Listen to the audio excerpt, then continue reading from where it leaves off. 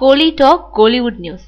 தொழில மதிக்கணும் யான் படாதிபதி கிட்ட சொன்ன மாஜி நடிகை ராதா தன்னோட மகள் கார்த்திகாவை கோ படத்துல அறிமுகம் செஞ்சாங்க. ரெண்டாவது மகள் துளசிய மணிரத்னம் இயக்குன கடல் படத்துல அறிமுகம் செஞ்சாங்க. இதுல துளசி நடிச்ச படம் தோல்வி அடைஞ்சதுனால அடுத்தபடியா அவங்களுக்கு எதிர்பார்த்தபடி பட வாய்ப்பில்லை. பின்னாடி யான் படத்துல ஜீவாவோட நடிக்கிறதுக்கு வாய்ப்பு கிடைச்சதும் விழுந்தடிச்சு ஓடி வந்து அந்த படத்துல கமிட் ஆனாங்க துளசி.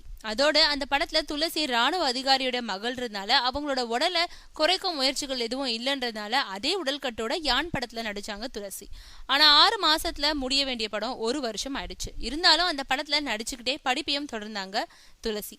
இந்த நிலையில இப்போ யான் படப்பிடிப்பு இறுதிக்கட்டத்தை எட்டி இருக்கும் நிலையில நேற்றுக்கு முன்தினம் அந்த படத்தோட ஆடியோ விழா சென்னையில நடந்துச்சு. முன்னதா இந்த விழாவில் கலந்துக்க துளசியை யாருமே அழைக்கலையா. ஆனா ஆடியோ வெளியிடுற செய்தி அறிஞ்ச ராதா உடனடியா அந்த பட தயாரிப்பாளரான எல்ரெட் குமாரா தொடர்பு கிட்டு துளசிய எதுக்காக ஆடியோ ஃபங்க்ஷனுக்கு கூப்பிடலன்னு கேட்டிருக்காங்க.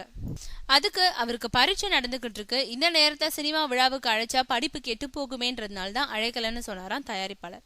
அதை கேட்ட ராதாவோ, என்னை பொறுத்தவரை சினிமாவுக்கு தான் முதலிடம் கொடுப்பேன், தொழிலை நாம மதிக்கணும், அப்போதான் தொழில் நம்மளை மதிக்கும், அதனால நான் துளசியோட கண்டிப்பா ஆடியோ விழாவில் கலந்துப்பேன்னு சொல்லி சென்னைக்கு வந்து யான் படத்தோட ஆடியோ விழாவில் கலந்துகிட்டு இருக்காங்க துளசியும் ராதாவும்.